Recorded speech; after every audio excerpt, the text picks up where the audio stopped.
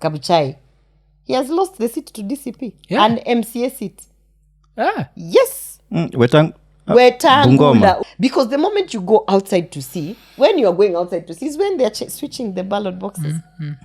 Kwani kuna nini mna expect a Didmas at the polling station in 2025? Ruto did not win with that. Don't say tuangalie public perception. There's a reason why Ruto on Friday don't perpetuate it. It's getting into your head.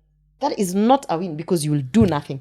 And let me tell you, if William Ruto does not see that now, ask him. Actually, let me pose this question to him. When you can't express himself. Chini, atafute mtu ako na ground. That's how it works.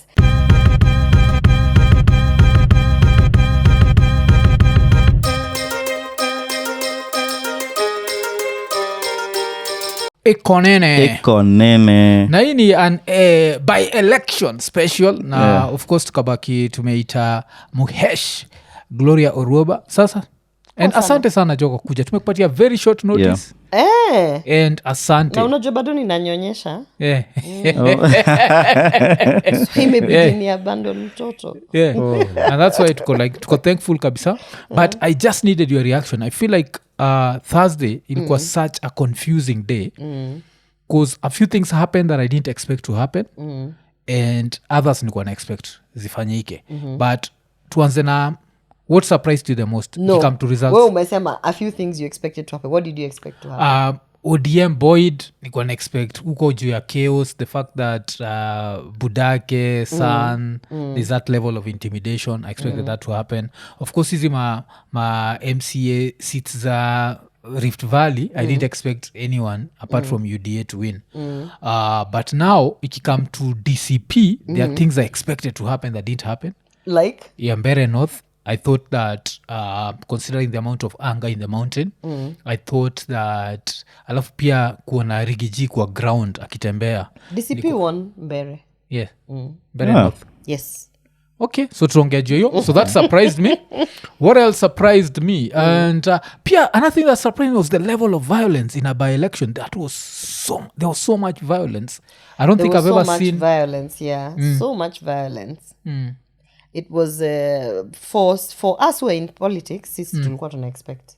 Oh, your violence. In Kisii we were 300% prepared. Okay. Tulikuwa tumeona wale vijana wa status venye walikuwa nakuja for the last couple of months. We saw the things they were doing. We know who they are. Those people are goons.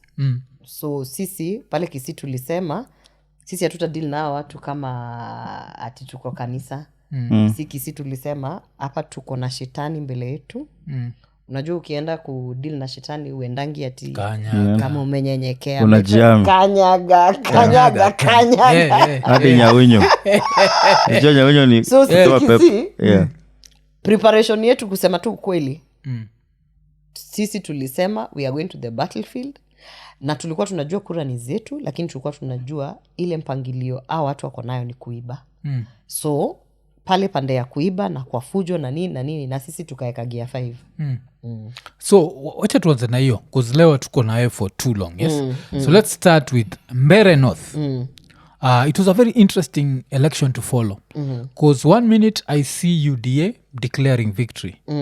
The minute wame declare victory nikienda kwa side ya DCP naona pia wakisema congratulations Karish. And by the way, it is not DCP. Mbeere North, the candidate was for Democratic Party. Okay. You remember when United Opposition came together, they said they're going to have agreements in certain places. Na walikuwa nasema kama huku ni kwako na umepigana sana uko na candidate tutakusupport. Yes. Kwa hivyo Ruku, who was being replaced as the member of parliament for Mbeere, was actually a Democratic Party member of parliament. And by the way, Ruku ndio ujue ile madharau hii serikali and specifically William Ruto wako nayo. Ruku was a member of parliament for Democratic Party. Democratic Party had an alliance with the Kenya Kwanza Alliance. They had an agreement. Yes. One of the agreements was that they would have to get a cabinet position. JB Muturi, who's the party leader for Democratic Party, ndo alikuwa cabinet secretary wa Democratic Party. Yes. Kwa ile alliance agreement yenye walikuwa nayo. But ndo ujue mtu ambaye tuko nayo kwa ofisi anaitwa William Ruto, the kind of character that he is. When JB Muturi was beginning to see that a lot of things are going wrong, and that the alliance he went in was about building the nation and not kupora mali na kuua wa Kenya. Yes. When he started speaking up, obviously wale wauaji wenye wamekaa huko State House, they were not happy with it. So they had to kick him out. But because they wanted to show JB Muturi that in fact we are going to keep this agreement, lakini tutakuonyesha ile madharau, wacha tuchukue huu mtoto wako mwenye you don't even, all of us in parliament, by the way, I was still in Senate at that time, I was still actively within the chambers. Kila mtu alikuwa anacheka. It was the joke of the year that Ruku was made a cabinet secretary. If you go to the national, because he is not cabinet secretary material. He is a rookie. He's not. And you know, everybody, including the president, knew Ruku is not cabinet secretary material. But walikuwa wanataka kuonyesha JB, wacha nikuambie, tukutoa kwa hiyo kiti, hiyo agreement tulikuwa nayo, na kukuonyesha ati ile madharau tunataka kukuonyesha, we will give you the joke of the year. We will take your least competent team member and make them replace you. Okay. So Ruku was supposed to be a slap in the face to JB Muturi, unaelewa? Now, so that you understand the context of how this thing is coming. By the time sasa that seat was being declared vacant, because now Ruku has accepted it, ndio hizi by elections ikuje. Unajua ilifika mahali kwa sababu walikuwa wanajua hii kitu hawajashinda na they have not truly, they never won that election. Ruku was threatened. He was told, and by the way, mujaribu kuanguka hiyo kiti na ujue na wewe pia unaenda nyumbani. So can you imagine relinquishing your member of parliament seat to go become a cabinet secretary, being used as a pawn? Then the person now who put you as a cabinet secretary is telling you, dare you lose that election, unaenda. Ndio kwa maana walichoma polling station. Ni polling station gani? Because I saw a controversy about ni Gituburu something. Kuna polling station. Yes. Kuna polling station. First of all, it's not one polling station. The issue came, what they were doing is, you saw akina Cecily Mbeere na Ruku wakienda round. First, that is something, and I want to tell all Kenyans and anyone who's going to be involved in any election, do not allow your enemy at all costs to step into any polling station. Okay. Wacha aende apige kura mali anaenda kupiga kura, na akimaliza kupiga kura, let that be the last of them in a polling station. Mbeere was not voting. Ruku was voting. Ruku was the only person Mbeere was not voting in that election. I don't think because I talk to your constituency. I don't. Yes. She's not voting. Yet alikuwa anapiga malap kwa ma polling station. What for? They were scouting. Ni wapi kuna loophole, ni wapi kuna watu friendly, agents friendly, ni wapi IBC tunaweza compromise, ni station gani hapo mwisho ikifika mwisho na kura hazipatikani tutachoma. And you know the whole because they are not observers. Yeah, they are not observers, they are not agents. What were they? Did you see me running around polling stations? But I was part of my team. Yeah, and you didn't see all our team members running. We had specific agents in polling stations. But hiyo kitu yenye ulikuwa unaona Cecily Mbeere na Ruku wakifanya is scouting, because they already knew wameshindwa. Okay. Now what happened? Walikuwa nangoja waone hesabu zinafika aje ndio wajue wanahitaji kuiba ngapi wamalizie. So hapo mwisho they took over 3 polling stations. The first polling station Ruku aliingia ndani na akakaa. Na hiyo ndio polling station ya kwanza enye uliona mpaka Gachagua alienda kusema please wame nini. Then 2 other polling stations ziliingiwa na guns wao. That is how they got their 400 margin of now claiming saizi wanajipiga kifua, but really what they did is a lot of violence. They did a lot of voter suppression in the strongholds za Karis. Yani simuliona zile matanka zilikuwa zinatembea Embu. Did you see those videos? Zile za makarao. Zile zinakaa ni kama tunaenda war. Kuna zile zenye zilipiga lapi pale kwa petrol station. There's a video that was circulating watu wakisema hii kwani jeshi imetoa tanka zao nini. They used intimidation, they used violence, and in areas where intimidation and violence was not really helping, they used a lot of voter bribery. More than 600 million went down in Mbeere. Damn. And so that you know it is not a joke. Control of budget juzi amewambia how much? 300 billion. Yeah, unaccounted for, I think. Vanished. Been unaccounted for. 300 billion has not vanished. 300 billion has been spent in Malava. It has been spent in Mbeere. In Kisii, they have camped there for months there. By the way, do you know even in Kisii, on Saturday, the president was in Kisii. Yeah. right before the election. What for? 300 billion controller budget aache kutusumbua hapa kutuambia it has vanished, they cannot account for it. We the people who are on the other side are telling you that money has been spent to bribe voters, to pay for goons. Ingine imeporwa nao ma State House boys wakisema wanapeleka pesa kwa ground kama Kisii wacha nikuambie Ruto alikuwa anafikiria ndio chief hustler. He has been hustled out of millions in Kisii. Akidanganywa. Kina Osoro wamekula pesa yake, kina Jaffe. Wamekula pesa kabisa. The tactic they used in Mbeere, ukiongea na close people, when you're na families or sides. Ulikuwa unapiga picha. I think the BVR can it sina reflect who you voted for. There was yes. But even that was you could see at people ballot paper. Ulikuwa unapiga ballot paper. Then unaenda na your phone. Unaenda na phone the photo. Unaonyeshana I voted for this. Alafu unalipwa. So unajua hapo lazima uvote mse. Well, no, because I believe some of the people in Mbeere also they said that tumekula pesa enough, wacha sasa tupeane kura the right place. And that's why and that's why they knew that hii pesa pia as much as wanasema tipiga picha ya ballot yako ndo ulipwe, they knew some people will still want wamekula enough. So they had to bring in the violence. From morning kuamkia election Thursday, the only thing that was being displayed on social media alternative, it was just the violence. Everywhere, left, right and center. Chiki ule budawa alikosijua kwa nsema lipo na panyako alitandikwa. Alafu hata si hivyo. We ona, people were saying, and I know, okay, so wacha tumalizane na Mbeere. So Mbeere, number one thing that people should understand, Mbeere election was won by the Democratic Party, Karis. He won that election. So what happened? Unasema wali ballot what stuff happened ama wali towards the end, and that is when you saw the confusion, because hata ukifuata tallying paka NTV and all this other walikuwa wamefika Karis was leading. It was outrightly going to be announced that Karis is the next MP. And then hapo suddenly polling station 3 zikachukuliwa, kukakuwa na hiyo confusion. An hour later you would see the UDA minions announcing that they have the mountain, that it is a victory for them. So Mbeere is an outright example of what is going to happen in 2027 in terms of stealing and rigging of elections. And I want to now highlight this to Kenyans. There is only one way to deal with thugs and murderers. Don't approach them with kindness. Don't approach them logistically. Don't be logical with these people. Approach them like thugs. Mwizi akikuja kwa nyumba yako hautaanza kumwambia ngoja kwanza nikupatie wifi password. Mwizi akikuja kwa nyumba yako, the first thing, you take any weapon next to you and you defend yourself. Like Muturi. Yeah. Muturi ni you defend yourself. Nicheki alisema na wacha nikwambie, na si eti ninataka kuongea hii si madharau to the Gen Z. I want the Gen Z to be a bit aware of the things that need to be done. Let's talk about Kisii. So that kabla tuende Kisii, wacha nikuulize, is this actually nani? Niliona hii photo ya Gabriel Oguda and I don't know how Karis looks like. Is that him? I'm not sure.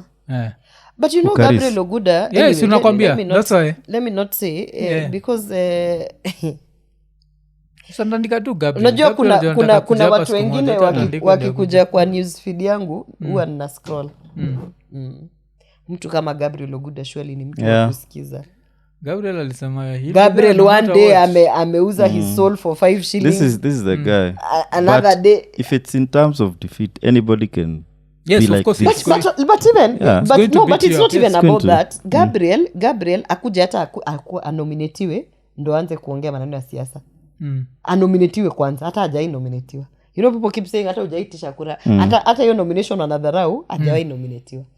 So there are people, this is also okay. So I was going to tell you, yes, the for me, I am very happy, not because of anything, but because Kenyans have been made more aware yes, of what William Ruto and his thuggish group of people are planning to do in 2027.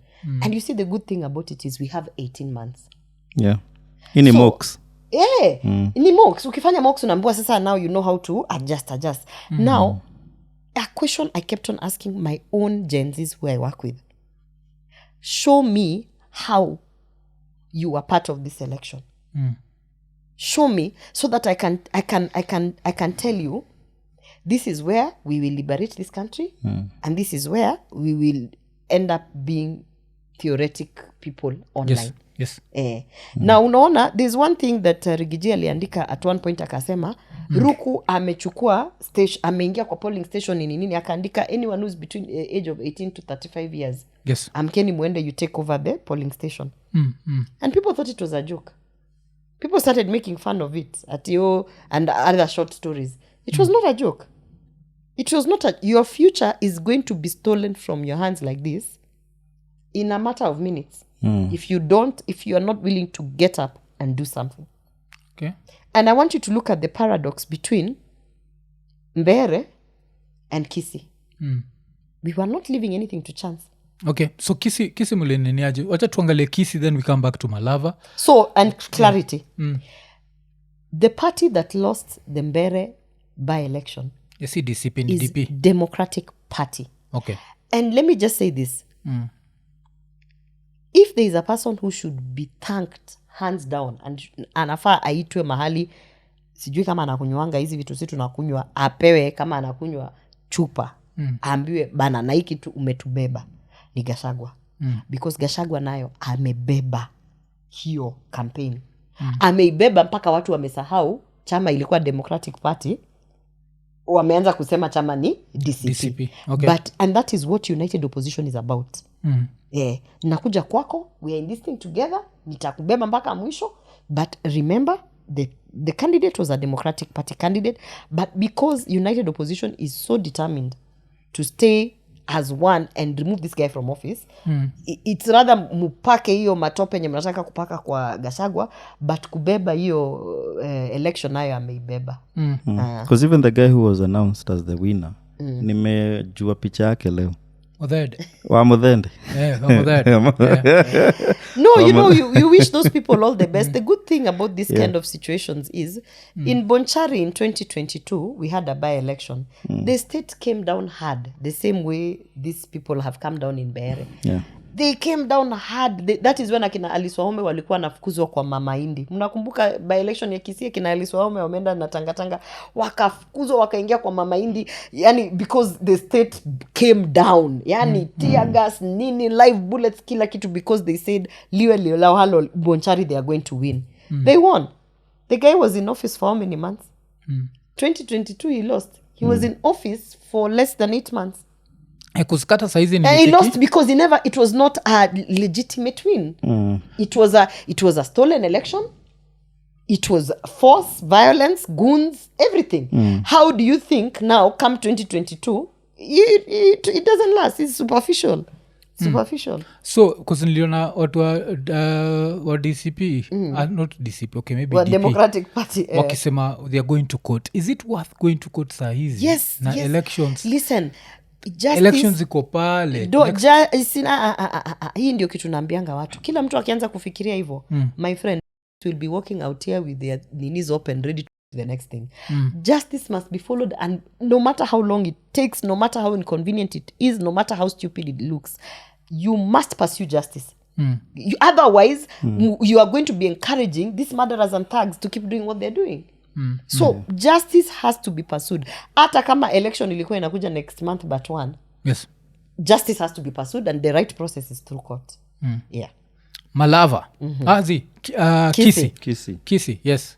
So Kisii nyi mlishinda? Ilikuwa ni 3-6. I want to proudly say this to all those people out there who keep saying, who even cares about an MCA seat? If you didn't care about an MCA seat, why the hell would you spend 100 and something million Kenya shillings in that election for MCAs? Why the hell would the state spend up to 50 million Kenya shillings in Matiangi's ward, Nyansiongo, to try and embarrass him at he has lost his own ward? Why would all those state house boys, Osoro, Japheth, and I call them flower girls, hata kama ulinikataza, but they are flower girls, Jerusha, Donya, akina Essie, and all these people camp in Kisii for months and months on with your fake empowerment programs and your nonsense, convincing the president but it doesn't matter whether Matiangi comes from there. Wacha nikwambie, there's no Matiangi ground factor. vitu ni different, Ati ground vitu ni different. There's no Matiangi factor. Sijui nini wamekula Ruto pesa, my friend. Why the hell, if it didn't matter that those are 3 MCA seats, we had an MCA seat in Nyansiongo, that's where Matiangi comes from.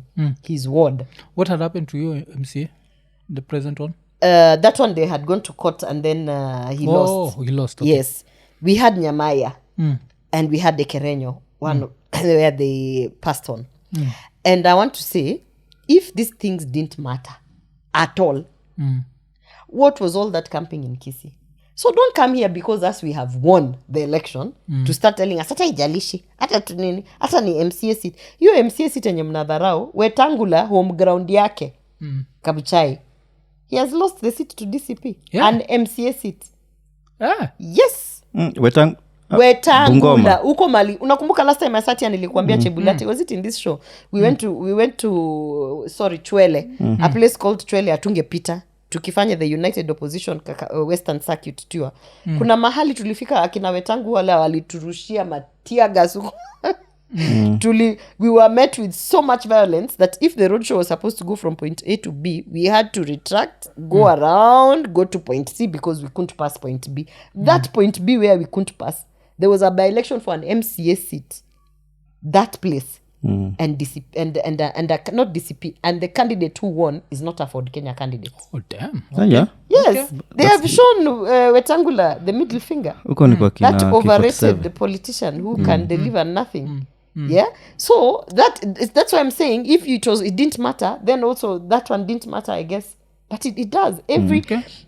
For you to gauge the pulse mood of an area politically. The ward level seat matters because the ward level, you can win a ward level seat with 500, 800 votes, depending on the turnout. And an MCA is like convincing family members that this is the leader we want to put. Grassroots, if that family members unit cannot be convinced that they are bringing Ruto back, that is your pulse. That is the pulse of a ground. When you mnasema ground ikuaje mnasikiza, that's the pulse. So waache kudharau hizi mavitu za MCA kwa sababu that is the real pulse, and so that how we guarded the vote.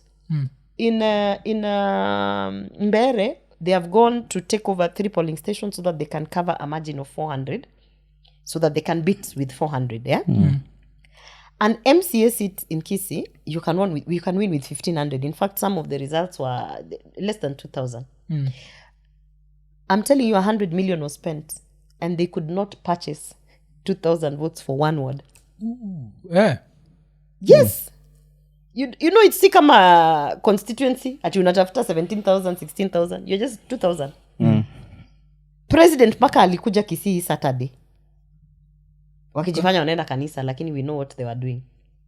Na bado ilikata. So let me tell you something. 2027, and I say this with all due respect to anyone who really wants to liberate this country. The voter turnout is one thing. Voting for the right candidate is another thing. Guarding that vote, it's a nightmare, is the thing that between now and 2027 we should only focus on. And the strategy that I have to keep telling you is people can only rig an election at the polling station. So they have to have proximity to the polling station or access to it. Stuffed ballots, those 2 vehicles that you saw, a couple of pro boxes in Kisii zilichomwa. I am not here to advocate for violence. Yeah. But 2 of those pro boxes had stuffed ballot papers. Boxes. Zenye walikuwa shatayarisha the night before. Sisi tulikuwa tushajua ni wapi huko walikuwa wametayarisha. Tulikuwa tunazifuata, tunajua ni wapi, tunasikia zimeenda wapi, nini, unanielewa? And 2 of those, so that people were really, really upset. It is like, yani you people think tutaamka 4 am tuende kupanga line kwenda kuweka queue. Nyi mkuje mu-exchange hizo mabox, muweke box zenu. I mean, what kind of, hiyo ni madharau gani munafikiria munataka kuleta Kisii? I keep telling people, and it's up for debate. Kisii, people will not lie down so that you can step on them. Wakisii hawata nyamaza muwatukane. Wakisii hawataweka atikichwa chini muwachape. My friend, Kisii is are not violent, they are assertive. We are assertive. The things you think you can go and do in Mbeere, because Mbeere character of people, their personality is meek, they're very humble people. They're people who, they're people who are not confrontational. They were naive. Not naive. They're just not confrontational. Hizi vitu zimewafanyikia, msifikiria zijawauma, zimewauma, they're just not confrontational. Don't think with kisses are not confrontational. Mimi, you have met me. I was saying they were naive so I am like an SI unit of Omosi.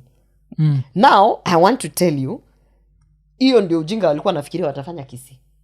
Ikonini. So unacheki kiti nimekalia ni very comfortable, and saizi kuna vile tume-upgrade studio. So kikama hapa kwa studio utapata kuna like different cupboards, and the furniture just looks really good, and that's courtesy of Best Furniture. Best Furniture wako located wapi? Wako located along the Eastern Bypass, next to Hopkins Hospital. Alafu apart from kukumekia very good furniture, another thing that they do is you can pay on delivery. So unangoja nini? Majuzi nakunga nikisema that I've been getting busy lately, so ilibidi nibaki nime-upgrade kitanda, and all I can say is hiyo kitanda haujai kuja na soundtrack, hutasumbua watu. So changamka jo. Best Furniture jo. Cheki ule studio ni ya nguvu Nacheki. And ukibaki ume-reach out to Best Furniture, usisahau Ikonini is the guarantee. Cheki gira inaitwa Ian squeeze one. Haikai uncomfortable. Na ule nakaga iko comfortable mbaya. Best Furniture Ikonini. Okay. So unajua vile ulituambia tuko na wana wewe. Wacha nitoke hapo kisi twende. So we need twende Malava. So Malava was interesting to me because I saw Natembea and I also saw Halwale, and they were thumping their chest. Kulikuwa na hii analogy kwanza ya Halwale. Kulikuwa na Halwale na mpira anachenga nini anaacha Mudavadi kwa matako unacheki. So then UDA wins in Malava. I'm there like, damn, that I didn't expect. Your Malava, I was not even looking at it because I thought akina Natembea and Nani would be able to. On my way here, I was speaking to a friend of mine who resides there. Yes. And she's telling me, Mheshimiwa, you guys need to pray for us, and you politicians must understand we have one country. Because she's telling me the anger, the animosity, homes were burnt.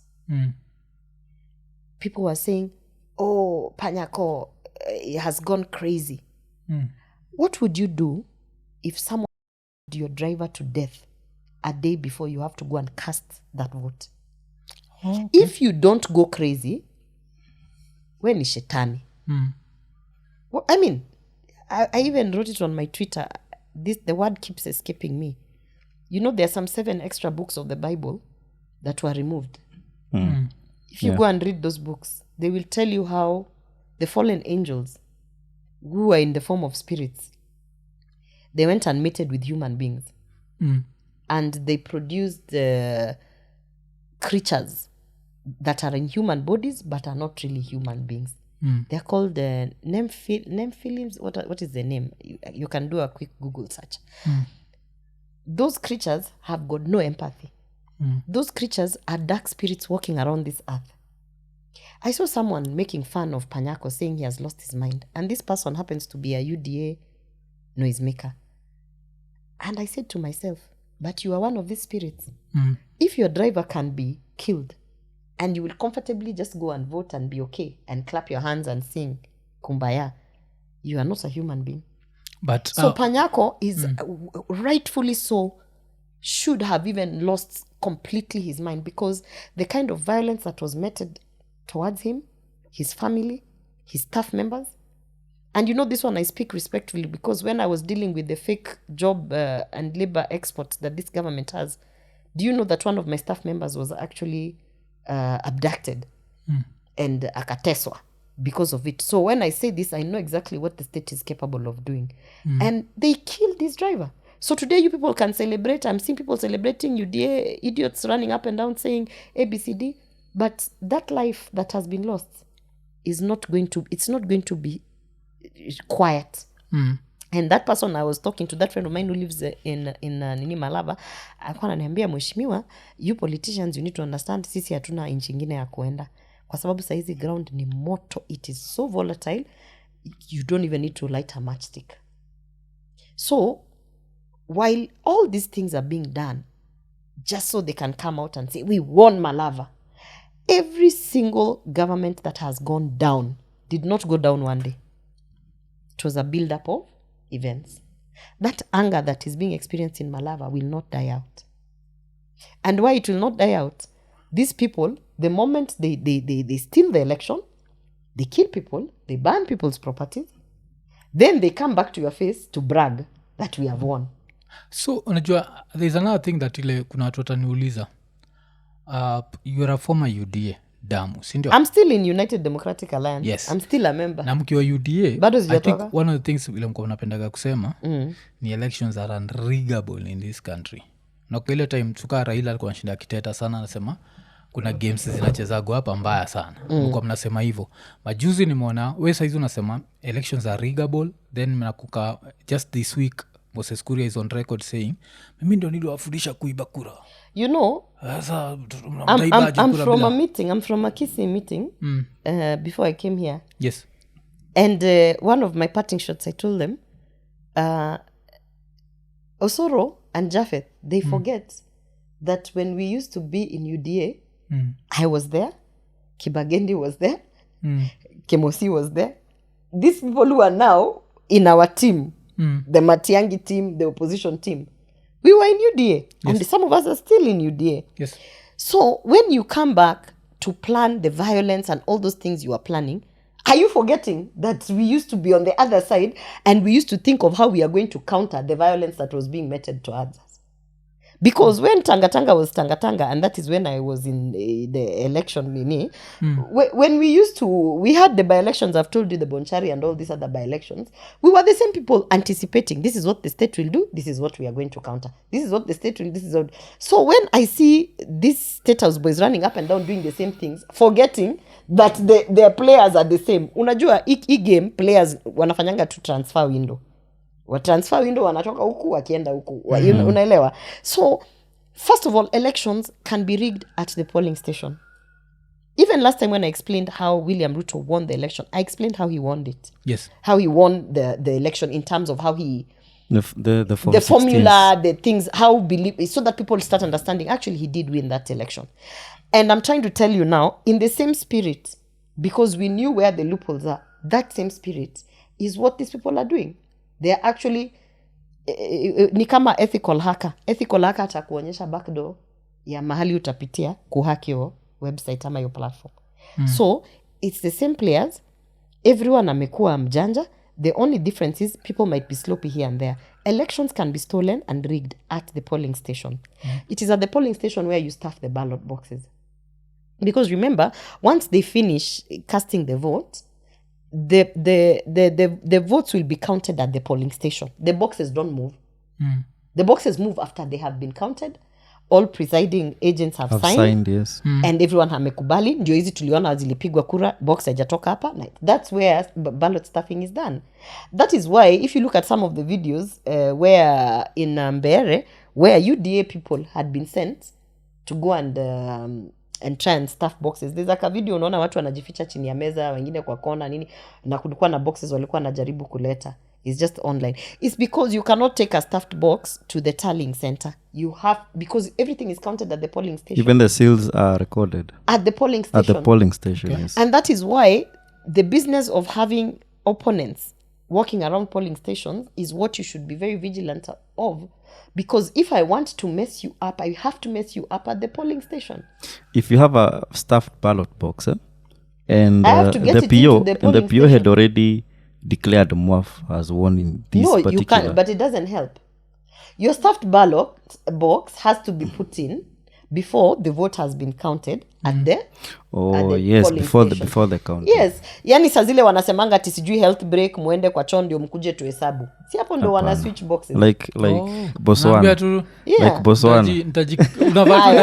Forget about that. Sometimes there's a lot of chaos. Unasikia nani amekuja nini somehow all the agents go outside to see sijui what is happening. We always train our agents. It doesn't matter if there's a fire. I mean, God damn it, even if there are gunshots outside, don't leave the station. Because the moment you go outside to see, when you are going outside to see is when they're switching the ballot boxes. Kwani kuna nini mna-expect a didmas at the polling station?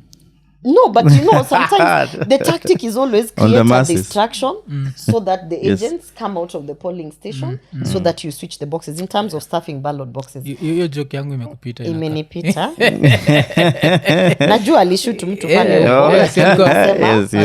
Kwa nini? But yeah, hiyo group yenyu ya Kisi nimekubaliana nayo because kitu umenichekesha nayo vile unasema mlikuwa mnakaa this side ku counter the state. And so saizi mko hii side mnajua how to counter the state transfer window. Yes, alafu pia part of the state iko na nyinyi, so that time you see kama mimi ukiniuliza ni nini unaweza kuongea ya William Ruto itammaliza, nitakwambia because si ni mtu tumefanya kazi naye ni mtu unajua temperament zake zikwaje. So there's always it's called institutional memory.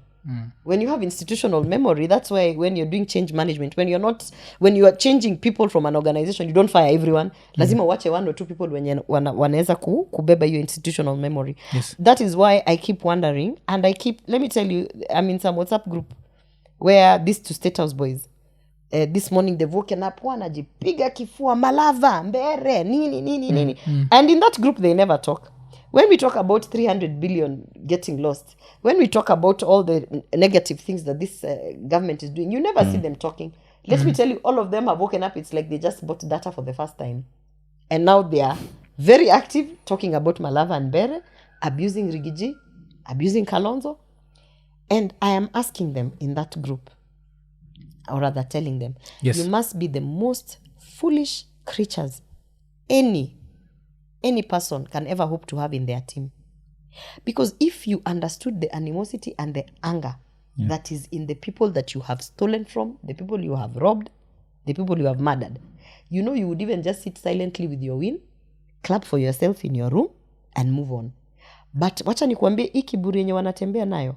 I kept on saying, in Nepal, it was social media that was shut down, and just like that. In all these places, there was something. In this country ni kiburi. Okay. Kiburi ndio itakuwa hiyo kiberiti. So kabla tuende kwa tunataka tuongejea 2027 considering what has happened. And by the way, before I forget, because we were almost leaving Western. Yes. Wetangula needs to come to a realization that the falsehood he has been selling to people about how much of a politician he is has come to an end. For you to lose an MCA seat in your bedroom, Moses Wetangula, you are the most overrated politician. Most overrated politician in the Kenya Kwanza Alliance. Yani kama kuna mtu mwenye ndo ataangusha Ruto vizuri ni most overrated. By the way, Salasia can do better than Wetangula if you are looking for anything from that region. And Moses Wetangula needs to understand this. I am rating him first as a politician to say you are the most overrated politician. Rating him as a professional, you are the most useless chairperson of Parliamentary Service Commission. And now as a mobilizer, let me just say, I don't even know why they are still hanging on to you, Wetangula. I don't even know why you still hang on to your party. Ford Kenya could not even deliver an MCA seat. You should have sold it like Mudavadi sold his party to Ruto. Yeah, he should have just sold his party. He's as good as you say. The guy who won alikuwa under which party? I think he was for the MCA. I don't know if he was an independent, but he was not a DCP candidate. Because that area is ni karibu na Kandui and stuff. People who keep saying DCP is a Kikuyu party. What business does DCP have winning a seat in Western? Ilishinda Western? Yeah, it won an MCA sitting. Was it Kisa or something? Yeah. Narok pia. Kuna DCP won also Narok. Nairobi was surprising. It was not surprising. Why was it surprising? I think was I hear the former person hapo ilikuwa ODM. Yeah, but you know one thing, guys, I've not realized and adjusted their minds. Kariobangi North, a majority of the population there are Kikuyus.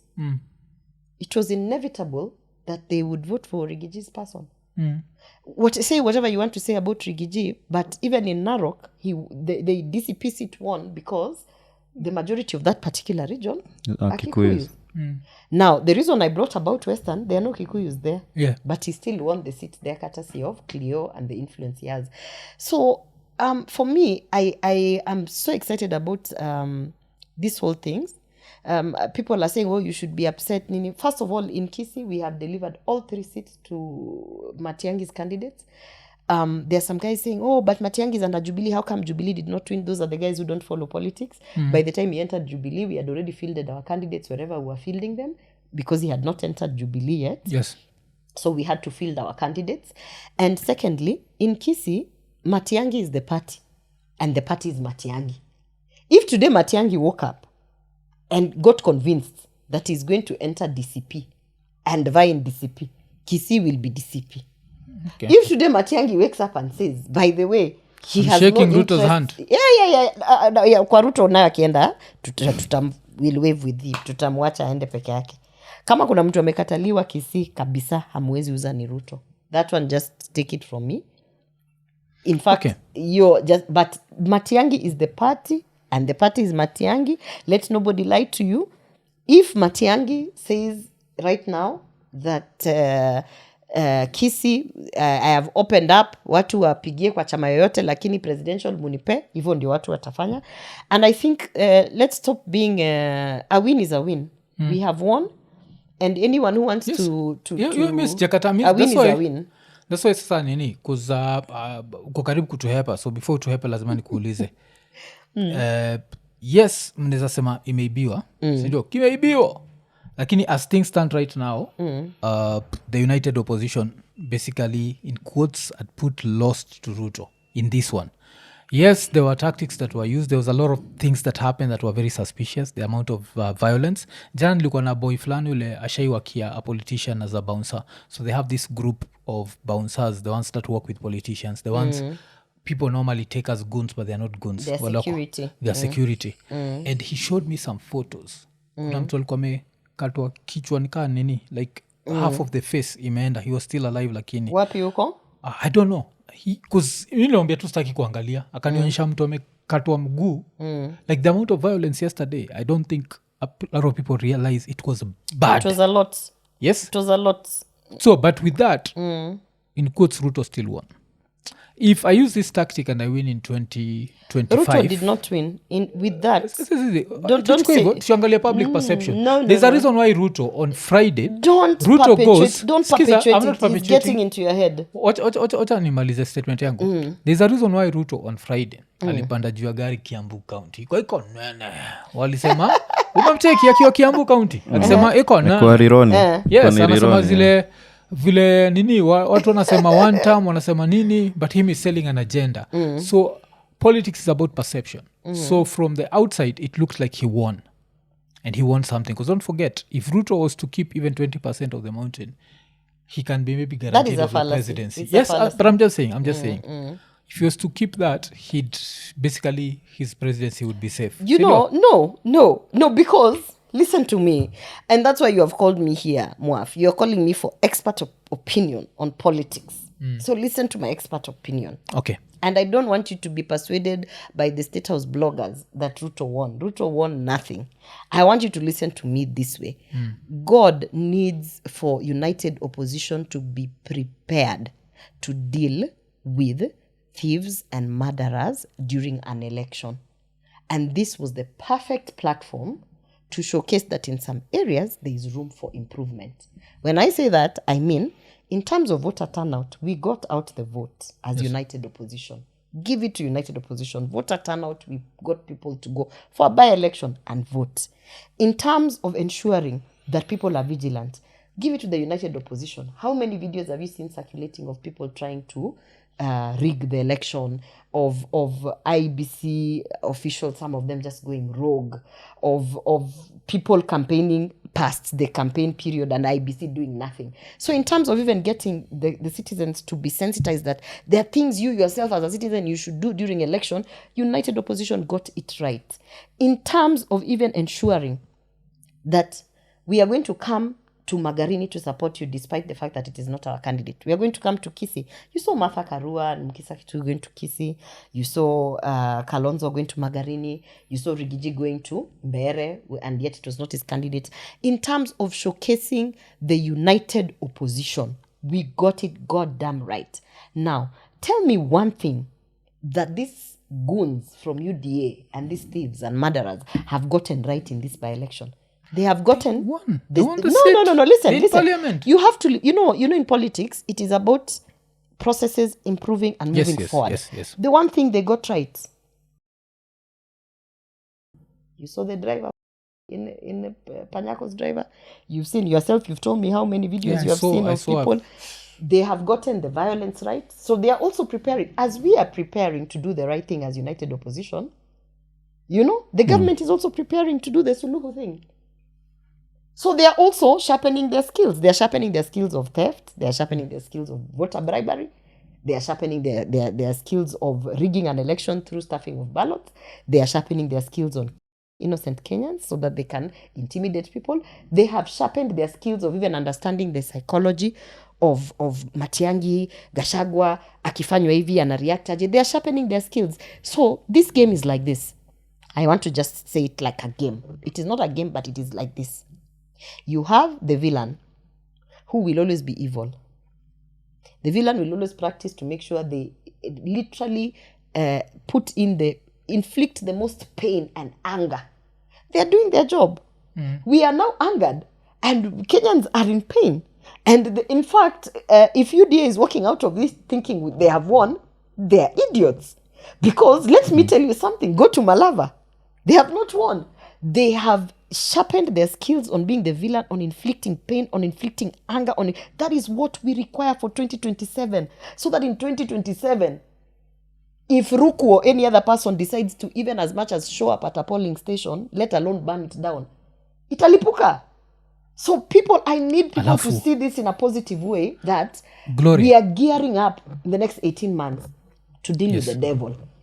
So you bring your Bibles, bring your crosses, bring your anointing oil, and come as faithful, prayerful, and come as soldiers who are ready. Haifai kuwa hapo. No, inafaa ikuwe hapo. Hii nchi kwani nadhani itakombolewa na watu wamekaa wakiwatch Netflix. Haitakombolewa na watu wamekaa. But ile kitu niliona jana, like I even asked that because he's a bouncer. I asked him to atafute mabouncer wengine. He used to work for Mukunji. Anaitwa Mukunji. Yes. So alikuwa anasema like Mukunji was such a nice guy to work with during election period. As soon as he won, hajaichukua simu yake tena. So kuna nini, but alikuwa ananiambia like he's even the guy who showed me like au buda mnono. He's part of them. Unakole buda mnono ule alikuwa, he was stripped naked and what. Yes. So it's part of the whole thing. But the photos that he showed me of those bouncers, I was there actually telling him that I don't understand why they do the job. Because it's not worth the payment wanapewa and the risk they are taking. But kile nafikiria ni pia saa hizi, another pia prudent thing to do would be to de-escalate the situation. IKONINI, nimeinterrupt show kukuremind juu ya LemFi. Kama uko US ama Canada na unataka kutuma do Kenya, register kwa LemFi ukitumia promo code IKONINI. Hii itakuguarantee $20 cashback on your first $100 transaction. Alafu pia time una register, make sure umetick the 2 check boxes za notifications ndio ukireceive info about amazing offers through newsletters. Na pia usijali, LemFi hawatumagi hizi letters za, yani unajua like ma messages za kipumbavu. Pia usisahau, every time una transact $50 and above una earn points. Na the more una transact, the more points you earn and you can redeem them as cash ile time unatuma pesa.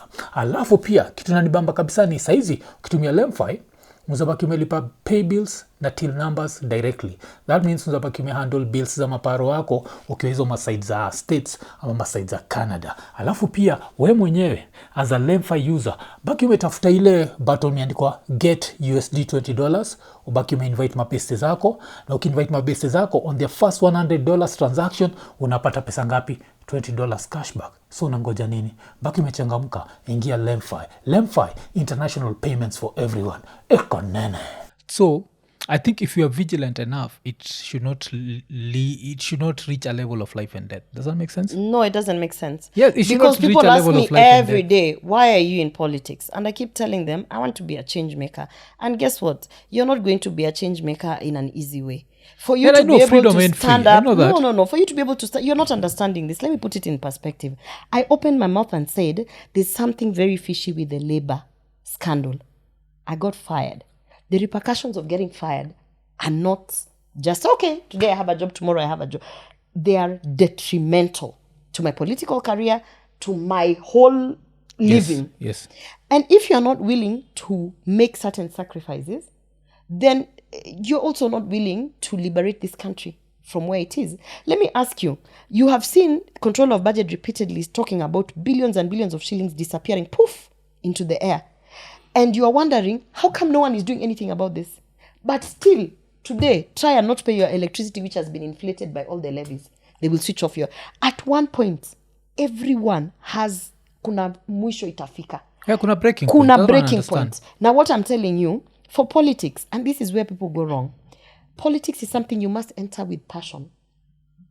If you're entering to say that, oh, minataka kuwa mbunge so that I can get per diem and go to Europe here and make a few coins here and there, get a mortgage and good insurance, ulizama kitambo.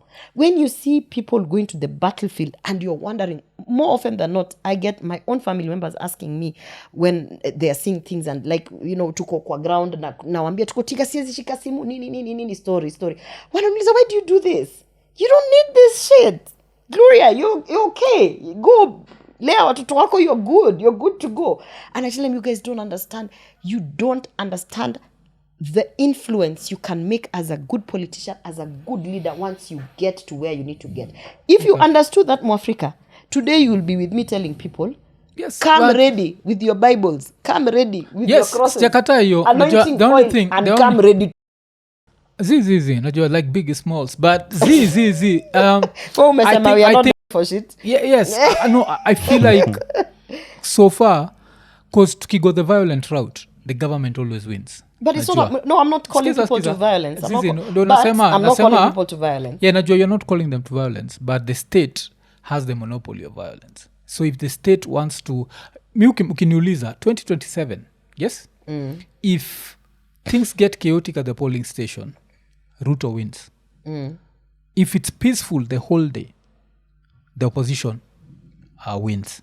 But kukiona chaos, the state will always win. Hata wewe mwenyewe unajua. You know what is Kukiona winning? chaos, What is winning? But you see, the win can be what is it called? The win can be shady. No, But as long when as you say win, you the win. State, the As state long as- has won, for instance, yeah? Yes. Suluhu has won. Yes, she's still president. Let me tell you, Mama Maliuko halali. Yeah, najua halali, but That's she's still not a win. president. That is not. In fact, the one thing when in the last election I was part of, I kept on praying, and we were in Bomas when Ledama was being beaten and all that chaos. I was literally standing right next to him, and I was praying and saying, God, we don't want a win where we can't do anything for this country. I was in nilikuwa nimeshikilia roho yangu hivi nikisema hapa ikilipuka, my friend, hata tukiannouncewa hakuna kitu tunaenda kufanya. Hakuna kitu Suluhu atafanya huko Tanzania. For as long as the state is the way it is, if that is what you're calling a win, that's not a win. That is not a win because you will do nothing. And let me tell you, if William Ruto does not see that now, ask him. Actually, let me pose this question to him. William Ruto, Your Excellency, my president and party leader. That 1 week when you were in State House, trembling, listening to Dennis Itumbi and Haji, did it feel like a win? Was that a win? Gen Z. Yeah. Nobody wants to be in that situation. Cornered, going to Twitter to do live Twitters and what do you call those spaces? Panicking, calling, making phone calls, finding out if your relatives' houses are being burnt down. That's nonsense. Kilona sahau ni, this has happened before. I don't know your views on 2007. That 2007, someone did not win, but someone became president, and someone finished his term really well. So it's happened before. The fact that even for we think, the fact that we think it can't happen again no, it's is gonna. very. I'm not saying it can't happen again. It's I'm very just saying, I'm childish saying to a certain this level. for our leaders. I'm addressing our leaders, the politicians. You say a win is a win. Right now, you're celebrating in Malava, you're celebrating in Mbeere. I am telling you, those places, live from the ground, people are looking at you. If there's a place mahali inaweza lipuka saizi anytime, yani hata ukiangalia mtu the wrong way, ni Malava. That's not a win. That's not the kind of win you want. You want a win where everybody walks away knowing this guy's won. Kita Fair and square. history yako ya violence meshtua hii mpaka he's not made any lovers. Si mimi ninasema. By the way, I'm waiting for this to drop a lovers ni joke. venye show si live. Geni masimu Malava, my friend. Yeah. Yeah, but you have asked me about 2007 to 2008. I was a grown up. I participated in that election. I keep telling people, in fact, it was so bad. I was not due to give birth to my firstborn, but I had to send myself to literally hire a car in the middle of the night because I kept on getting all this anxiety and false contractions that we eventually just went to hospital.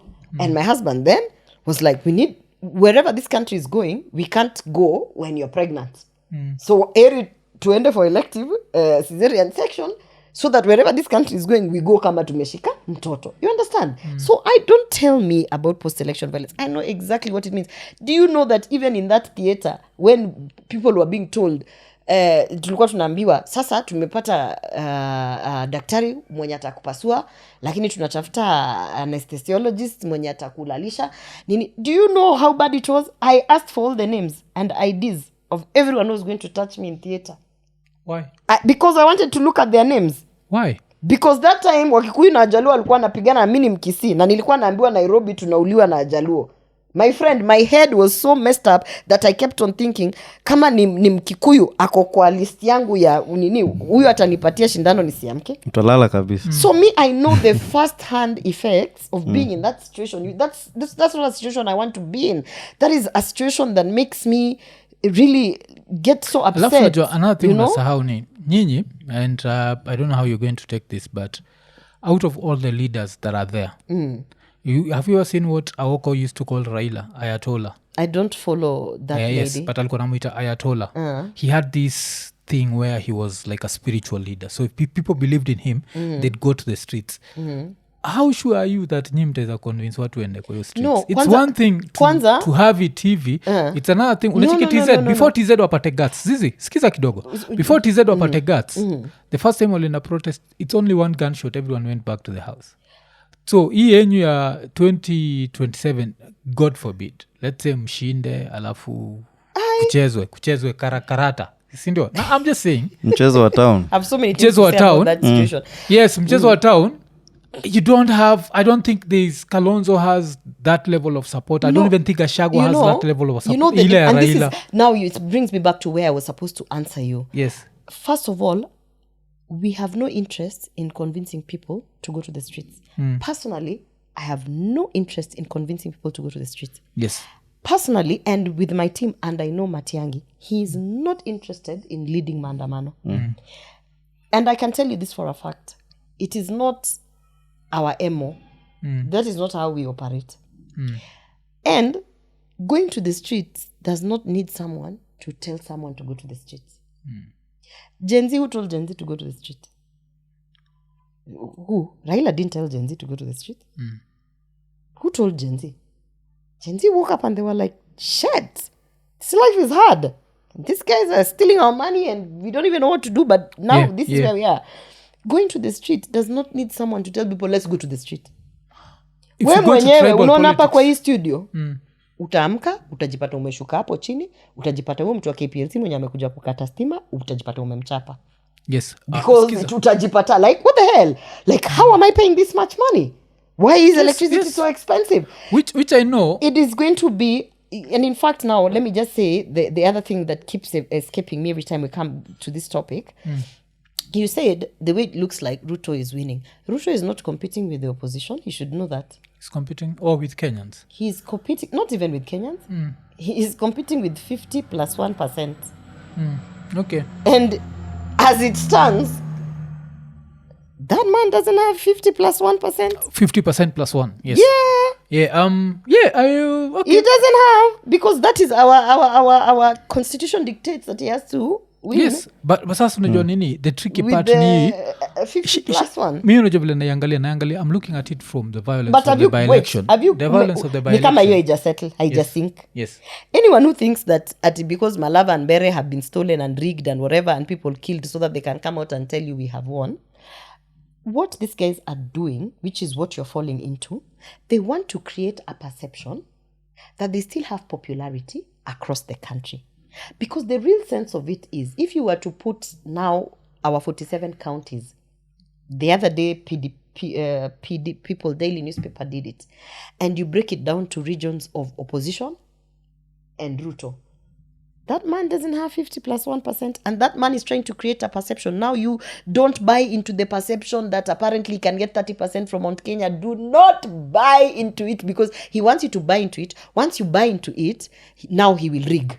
Because there are things in politics we say, perception. And there are things we always say also as a politician. Sometimes you go for events and you're like, aki hii ground si yangu. Hao watu wananichukia. Hao watu hata hapa kama sina security, nitachomwa. But you know why you do it? Because you're like, okay, for especially those who are used to rigging elections, sema, ikifika mwisho hapa hata tukiiba, watu tutasema hata mkuona ile rally kubwa tulifanya huko. You understand? Because I've already created a perception that, guess what? Nilifanya rally kubwa kwa ile constituency. Sasa nimekuwa governor, mwezi sema nimetoa wapi kura. Wewe hukuona ile rally? Are you understanding? Now, that perception is being driven, and I hate it that it has come to alternative media. Nataka No, it's not come to alternative media. It's Ruto just will that not jana get 30% in Mount Kenya. Ruto will not even make it to 5% in Kisii County. Ruto, let me tell you, nikika hivi tu siku moja muniite niwapatie mimi tu hivi figures. He's creating a perception. That man has realized he doesn't have actual figures, the same way akina Ruku realized hiki tu imeenda wakafanya vituko walifanya, and you're buying into it. And I want to tell Kenyans, don't buy into it. Trust us. Trust me. I worked with this guy. I know what he's doing. He's legitimizing used his to create perception. No, I used to see how they would counter the perception that time government was creating. And you know, Ruto was the person they kept on saying is forever on top of the rooftop. Because that time, when Azimio was trying to create a perception that Uhuru Kenyatta has a certain ground, Ruto will go there to show them, no, hiyo ground haiko. That's why alishindanga tu juu ya magari, ameshindwa kushuka gari. Because that's the only game he knows how to play. So you start telling him to fix education, you start telling him to fix things. He doesn't know to play those games of doing work. Ati tunafanya nini shani niyo nimeachia, ati housing nimeachia huyo PS. Yeye anataka kupanda juu ya gari. Because hapo ndio yeye ni superstar, hapo ndo anashine. Hapo ndo atasimama aongeze vitu zenye umesema aliongea juzi last weekend. Hapo ndo atasimama aonyeshe mi bado niko na ground. Hapo alafu mnamwangalia mnasema kienyewe this guy is, listen to me. This guy is a normal human being. Yes, that one tunajua. And you need to stop thinking he's such a high mountain to climb. He's a normal human being. Let me tell you. And in that, he's not Gashago. He's just very good at branding. That is why he branded his way. All the government programs are just public relations and branding. But yourselves, you've seen, shy is this, shy is that, theory, mukiona take advertisiwa huko kwa TV, we want to clap, and then until you go to Kenyatta Hospital. And you're like, what the hell is going on? Fertilizer, oh, you know what, we are, tutafanya, munamsikiza, munakuwa inspired. I used to get inspired about that until you go. Maternity, and until you go down and you're like, oh my God, we are in shit. So that's what I want to tell you. Ruto is good on being on the rooftop and creating the perception. Don't buy into the perception. Because the truth of the matter is, if all the violence and all the rigging and everything that has happened in these last 4 days didn't happen, in Kisii, they spent over 100 million in those 3 wards. Their candidate, there's a place he got 7 votes. I think indo swali moja ile ujaniansa. 1, 2, 3, 4, 5, 6, 7. Indo swali moja ujaniansa. If this tactic worked in 2025, why can't it work in 2027? You understand? Because things are different. And this I kept on saying until they kicked me out. I kept on telling them things are different, guys. One, zinaongejwa hii 2025 jana ile kitu iliwak jana kwa nini asireplicate for 2027 Even create some chaos you know kwa nini hata 'cause if replicate? chaos ikihappen I Mimi keep my seat ningeweza kumuadvise ningesema hivi. Hapo mahali mumeshinda Malava na Mbeere mali muna claim mumeshinda. Shukisheni kiburi, stop antagonizing people, stop getting into their faces because you have murdered their children, you have burnt their houses and their businesses. The more you antagonize them, the more you remind them that they need to get you out of office. And what's going to happen is the animosity, it brews. It's like being in a bad marriage. Hata kama mnalala kwa kitanda moja, you know, unamwangalianga tu. Muone, you know. Then they wake up and they do something and they think you, because you're quiet, you're okay, life has gone on.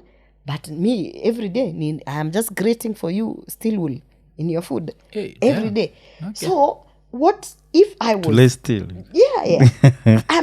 Unajua kitu ya kwanza angefanya. Hii perception mume-create Malava, sawa. Mume-create. Wacheni kiburi. Lakini unajua shida ya hiyo? Hao vijana wa State House, they have no control. Wataachaje kiburi? How will they stop? So if akina Ruku are that desperate to prove to their master ama kama shukrani, thank you for my post, what is going to happen? Kiti yake itaenda, si hata kuprove. No, what is going to happen now in the general elections? Because you are dealing with like 20 Rukus. No. You know what happens? Now it seems big because it's a small section of places. That's the thing with by-elections, because it's just like pockets of the country. So it looks like this is going to be a big whatever. But you know, let me tell you two things that happen. Politicians are selfish. Me personally, I'm a politician, so I'm not saying I'm not selfish. I'm very selfish. When it comes to my beliefs, my dignity, my career, I will definitely want to align with the things that I believe in. And one thing is going to happen. In 2027, Ruto knows that literally 90%, if not 100, of his foot soldiers have got no ground. He will be the first one to dump them. I saw it in 2022. People used to wake up in the morning and go to Karen, politicians of that time, and they would sit outside there and they would wait for Farouk amekuja, and they would hope that Ruto would go and walk with them, because now people knew yeye ndo ako na clout. So walikuwa wanakuja asubuhi, wanaenda wanasema tunataka kukuzindikisha pale unaenda, because they were fighting for their survival. It reached a place, I saw it with my own two eyes. He would walk outside, anafungua mlango pale wanasiasa wamekaa, anaona hao wanasiasa wote hapo ni takataka, hakuna mtu ako na ground, anafunga, anaita Farouk, end of kuzi, anamwambia wapi so and so, huyu ndio nataka, huyu ground yake imeshika. So and so, kwa sababu yako kwa ground, anatengeneza ground, hayuko kwa reception. Farouk anaanza kumpigia masimu, uko wapi bana, mkubwa anakutafuta, kuja, anataka mtembe pamoja, anaenda wapi na wapi na wapi. That is why someone like Ndindi Nyoro was forever in Ruto's chopper, because yeye alienda kwa ground yake, akashikilia ground yake, alikuwa anakuja na kura zake. Sasa hao watu wenye wako hapa saizi kwa serikali, Kiharu was his business. You understanding? Hao watu wako kwa serikali, Yes. Hakuna mtu wako na ground. Hakuna mtu wako na ground saizi. Hakuna, please just mention off the head mtu wako kwa serikali saizi ni kuambia hata Rift Valley, Gladys Bosholei. Hakuna mtu wako na ground. Na Ruto, mnafikiria Ruto? Gladys si boss. Wacha nikuulize, mnafikiria Ruto atakaa hivi ati atarandaranda na watu hawana ground? Yeye anatafuta kura. I've told you, politicians are selfish. He's going to be looking for votes. Where are the votes? The votes are with the leaders who wametengeneza ground. So, come September next year, like flies, they will be dropped. So, number one, this thing you're saying that there'll be 20 rukus. No. General election, everyone is defending their base, supporting their own space. They have no interest. In fact, there are places in 2022 in Kisii County where people from who had come to the Tanga UDA movement bado walikuwa wanaenda Kisii na wanasema hii ya juu mpige venye mtapiga, lakini yangu mnipigie hivi, because they were not going to risk it for Ruto. Okay. Yeah, so those dynamics, they keep changing. You understand? So politicians, what's going to happen? The same way, suddenly, all Mount Kenya politicians, where did they go? They've been very quiet. And they're still in government, but where are they? They don't talk. They have no opinions. They're not antagonizing Rigiji. They're not, because they're doing something called self-preservation. And in the end, Ruto will dump all of these people including Ruku, because Ruku ni wapi atamkampenia. Na saizi huyo Karis mwenye wanajaribu kusema hajashinda. Huyo Karis saizi between now 18 months na hapo mbele you have gathered more ground. Kwanza na sympathy na empathy na wale watoto wameuliwa. Karis kwanza saizi atasimamishwa, ngoja utaona atasimamishwa Senate. Atasimamishwa Senate ya hiyo Embu because that guy Mudigi nataka kunyang'anya Billy Mwangi yule mtoto. No, Mudigi yule mwenye kuna kijana anaitwa Billy Mwangi. Mwenye ni wa Democratic Party. Mwenye saizi yako hapa kwa ampiti ya Ruto. Mwenye can't express na himself. Mrushe chini, atafute mtu ako na ground.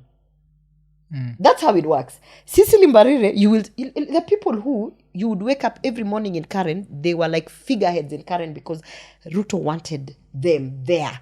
Kina Sicily. Every day, wapi nani akuje kwa sababu walikuwa na ground. Hapa mbele, those people ndio Faruka atakuwa nafukuza. So, and this is what I always tell people. Doggy by accident. This is what I always tell people. You're only as good as what you bring to the table. So, if you have nothing to bring to the table, I've seen Akina Betty Maina talking a lot of shit online. Betty Maina, I mean, she better pray for a board appointment. Because, wachana ye ground, ye hata online influence. Hana. Uyo ndo unafikiria Ruto atasema, Betty, kuja tuende Murang'a. My friend, huyo mlango itakuwa the Senate, no women rep. Mlango itakuwa inafunguliwa hivi, Betty anachungulia inafungwa. Wanasema hapana, ita nani? That's how it goes. That's and that's why MP. Last time I came here, you remember what I told you last time I came here. I said politics is about using each other, but know how to let go people easy. So also know you're being used, but also know there's a way tumemalizana vizuri. Thank you very much. It's not working for me now. Let me go make my peace because me, I'm interested. Like me personally, I'm interested in getting elected. What business will I have going to Kisii County where Matiang'i is standing to scream 2-term when people are dying in hospitals, there's no medicine, when nothing is working? Who's going to elect you? So which seat do you have your eyes on? I'm going to be in parliament. Okay. You know that. Sasa Gloria, unajua leo wacha tukurelease mapema juu hapa tunaweza chapa 3 hours but we'll have to get you soon. I think after usha calm down. I feel like today you're still and I want to congratulate. No, I'm always like this. Wakisi tuko hivi. Yeah, najua uko hivyo but leo ile hasira ya 28 ya the games that are being played, it's still there with you. Like let me I've tell never you, seen you. If you feel that way, now imagine ground iko aje. Yeah, najua. Ground iko mbaya. Which is Mi naomba tu ndio sisi tunafanya siasa lakini please State House boys and my party leader, my president William Ruto, you have no EQ. Emotional intelligence is negative. You have made your statements in Mbeere and Malava. Now, back off. Okay. Shukisha kiburi. Shukisha hao vijana wako wa State House waambie waache ujinga kwa sababu hii statement yako might not even last 2 weeks. Hii nchi kilipuka, my friend. It doesn't matter whether we won Kisii or they won Malava, we will have no country. Fupia mine Zambia ya party leader natona bado amevaa nguo za party. Mimi acha nikwambie, mimi niko amekalia kiti pia kinakaa kama sikia mimi niko UDA. Wanafaa kujua I am not the kind of person you'll shove around left, right and center. I live at my own terms. I will live at my own terms. I will live when I want to live. And by the way, ndio mnasema akona kichwa, it applies everywhere. It applies in our engagements, it applies in my, because that's who I am. I will live at my terms. You are not going to bully me around. I will leave UDA when I will leave UDA. And let me tell you, I will not leave UDA like a thief. I will leave as loudly as I entered.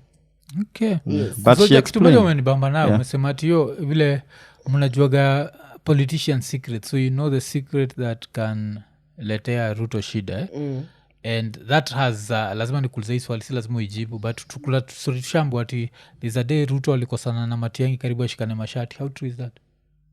Did you ever hear about that? In Kisumu, apparently Ruto, is it Matiang'i made a joke. It was during a public holiday celebration, something. Let me just answer you without answering. Matiang'i ni Mkisii. Nimekwambia Wakisii, if there's one thing you're not going to do to us, you're not going to shove us up and down the way you're used to shoving those your State House boys. So if you think you're going to come that direction with someone like Matiang'i, for sure you will be met with the same passion. So that story is not false. Okay. Because tuliambua the only thing standing was the name DP was ilisaidia hata hizo mashati zingetembea like damn we see it now. Lakini ni heshima, tuheshimiane tu, unajua like we are above and beyond whoever we are or we are not, we are also human beings. It's the same way I respect, even now I'm sitting here, you will not see me abusing my president, you will not see me abusing my party leader, but of course I'll tell him he's a liar.